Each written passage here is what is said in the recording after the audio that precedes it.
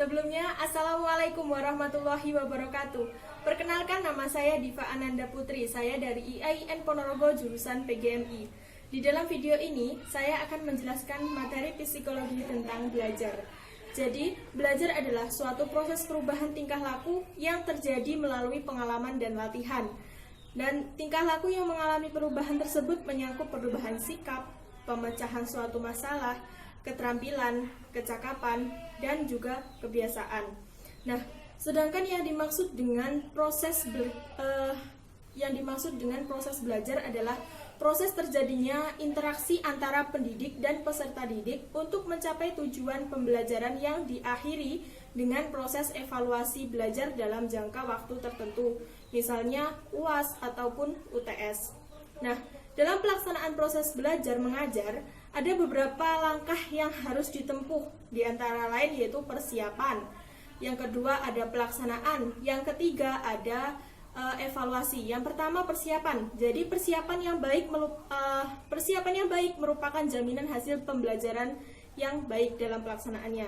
Oleh sebab itu, setiap pengajar hendaknya mempersiapkan pelajarannya secara baik dan sungguh-sungguh. Nah, yang kedua ada pelaksanaan. Jadi setelah persiapan dibuat, maka selanjutnya adalah dilaksanakannya proses belajar mengajar tersebut.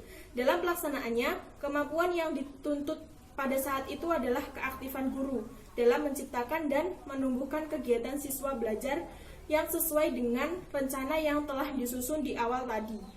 Dan yang ketiga ada evaluasi. Nah, evaluasi ini digunakan untuk mengetahui berhasil atau tidaknya guru dalam belajar. Jika gagal, maka harusnya guru itu menengok kembali bagaimana strategi belajar mengajar yang ia lakukan. Nah, kalau kalau guru itu berhasil, maka harus mempertahankan dan selalu berusaha lebih baik lagi bagaimana agar proses belajar mengajar berjalan dengan baik. Nah, selain tiga itu tadi, ada faktor-faktor yang mempengaruhi belajar. Jadi faktor itu dibagi menjadi dua. Yang pertama ada faktor internal, yang kedua faktor eksternal. Nah, faktor-faktor internal itu meliputi faktor fisiologis, faktor psikologis, faktor kelelahan, dan juga faktor lupa. Sedangkan faktor eksternal yang mempengaruhi belajar yaitu faktor dari luar diri anak yang ikut mempengaruhi proses belajar tersebut, yang antara lainnya itu bisa dari orang tua, dari sekolah, bisa juga dari masyarakat. Nah, belajar itu kan adalah kayak proses berpikir.